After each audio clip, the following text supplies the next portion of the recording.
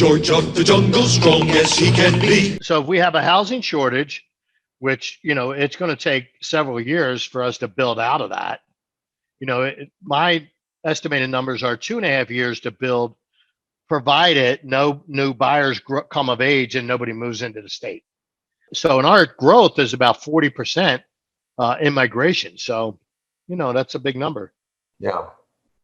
Yeah. So, people move here. And as other states, mismanage, the more people move here. Yeah. Now they're talking that, Silicon Valley, because the shutdowns are, having Silicon Valley workers saying, well, geez, why do I need to live here? Right. I'm paying $1.5 million for a house, and it's $1,000 a foot. So you get a 1,500 square foot slab on grade Hoffman Heights home for $1.5 million. Yeah. Or, you live 3-hour commute to get to work, but if they're now working from home, why can't I go to Utah, spend $800,000 and just have a mansion? And I saw a few, I had a few transactions I was involved with personally last year, people leaving the West Coast and migrating here. And I think that that's a pattern that's going to continue. Oh yeah. I don't see that going down soon between taxes and, the taxes mostly and the affordability. Why live there when you don't have to? Well, and I think if anything, one of the really good things that came out of last year is that there's a lot of jobs where you don't have to be in a physical office space to do your job. I mean, I don't think Silicon Slopes, you mentioned that in the open. I mean, Silicon Slopes, how are they affected? There's nobody working at Adobe that can't go and do what they're doing from home. Right. So, yeah, the only thing that might happen is that, all that Class A office space, not as needed. But I don't think for Adobe down there in Lehigh, that'll have a major impact because their projections was to triple in size. I mean, that building was actually built as a 1/3 size of the final project. So there was like 2 more phases to that so they're actually not going to be hurt. That just means phase 2 might be delayed because we're not going to have to build that for quite some time. So, if they double in size, they won't have to double in real estate. Yeah. So, yeah, there's just a lot of, who knows what we're going to see this year? I mean, it's, I think anybody that thought they could have saw what was coming in last year at this time would have had no idea. Last year at this time, we're all just sitting here thinking, oh, it's going to be another good year and everything else. And then we find out, that everybody's wearing a face diaper and staying at home, Right. So. Yeah. So, people working at home and then, what else? I lost my train of thought. Oh no. Yeah. But then, commercial real estate, right. Office space and retail. I mean, retail space, cause part of what came out of the, a lot of the things that are happening or that happened in 2020 were already happening. It's just that they were probably on a 5-year trajectory that got accelerated into 1 year. A lot of the retail space was collapsing anyway. It just got collapsed fast. The mega companies got bigger, and the small local businesses. If you're a small local retail, you're almost, the only thing you can pretty much do locally is like food, specialty clothes, clothes. I don't want to buy clothes online. What a pain that is, that to return. I want to try them on before I even flunk down my card. So there are some things that will come out of this. But one thing that's certainly greatly improved is delivery services. Man, I'm really loving that. What's that company? That VA loan actually was at 2 3/8, 2.375, not 2 points. But it was a $500,000 VA loan. So you get a little bit, the pricing's a little, that's another thing that affects the interest rate is the size of the loan. So it's the amount of the percentage of servicing income that a servicer gets from the loan does not change with the loan amount. So in other words, if they're getting 1/4 of a point, annually, servicing a $100,000 loan, that's $250. That's for collecting the payment and doing the escrow analysis and all the other stuff. Well, on a $500,000 loan, it's still 1/4 of a point. Right. So obviously, a bank is willing to pay more money to buy the servicing rights to a $500,000 loan because it's 5 times as much revenue and the same amount of work. Right. So A lot of times less work because there's less defaulting. probably so, yeah.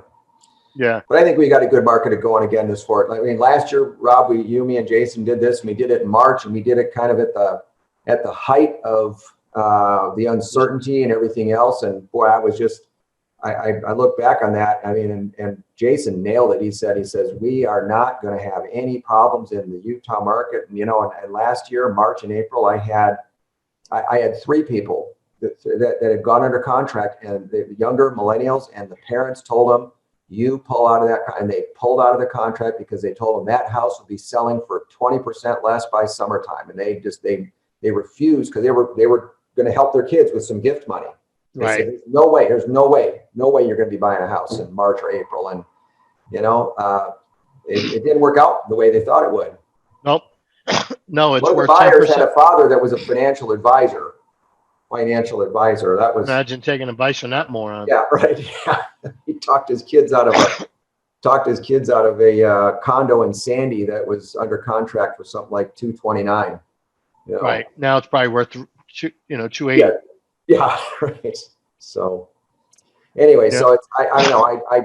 I just don't like ever betting against the market. I don't like betting against the U.S. economy. I never think I don't ever think that's a wise investment. No. Well, and the numbers are there. I mean, housing prices, there's, 2 major factors for housing prices. One is jobs. We didn't lose as many jobs as other states, and we're going to have major job growth. Puts pressure on wages to go up because if we're growing jobs and, it's now employers are competing for other employees. So that puts upward pressure on wages. That's one. And then the other one is, the whole supply and demand. I mean, we still have, regardless of the numbers I showed you, they're not as bad as what they appear to be. They're still low. We're still 25% less than last year when you compare those sets of numbers to now. So anyway, yeah, last year, it was, especially real estate got in 80s. It's who would have thought that, we'd be where we are now 10 years ago. Yeah. 10 years ago was the beginning, not the beginning. That was like pretty much clear to the bottom of the Great Recession. I think you're exactly right. I think the early 2011 was about the bottom. The very bottom, right? Yeah. Yeah, I think it was January 2011 is what they're stating. But the only way to ever know the bottom of the housing market is in the rearview mirror. Right. You can never tell that looking forward. So anyway, anybody have any questions? If not, I mean, do you have anything else you want to add, George? No, I covered what I wanted to, but I appreciate the numbers that you put up there too. I mean, that's just to me, that explains, it's the turnover. It's the, right. It's the turn They're time. just gone instantly. Turning over. That's what matters. It's not what you're seeing as active listings. It's the fact that they're going under contract in 4 days. Right. So, Which means you have to get out there every time something hits the market, which is brutal. yeah. It's just brutal. So we got something in the chat. Anna Marie. Great information. Oh, you are so welcome, Yeah. Miss Anna Marie. Jaded. So anybody have any thoughts, questions, concerns, hallucinations? How about you, Deb? Do you have anything you want to add? I have to I wake might be her up. having a hallucination. I have to wake her up and she's got to get her microphone on. Yeah. So, but anyway, if not, well, that's all I have then, boys and girls. Let me stop the share. So, Thanks, Rob. yep. Thank you. Yeah, no, appreciate it. Always good to get on here and get the skinny on the real estate market, especially the local market here, which is what matters. Yeah. Yeah. I mean, preach that all the time. I mean, real estate's local in nature. I mean, given national real estate stats is like national weather. Well, what good is that?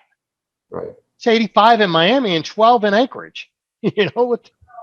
Where's it at in my town? So Yeah. Anyway, all right. Well, that's all I got, boys and girls. Thanks for joining us and have an amazing day. And if there's ever anything we can do, and George, how does somebody get a hold of you? Cell phone number is the best one, 801-550-1382. And then my website is thecreditjungle.com. So, Okay. thanks so much, Awesome. Rob. Yep. See you, boys and girls. Bye. All right, bye-bye.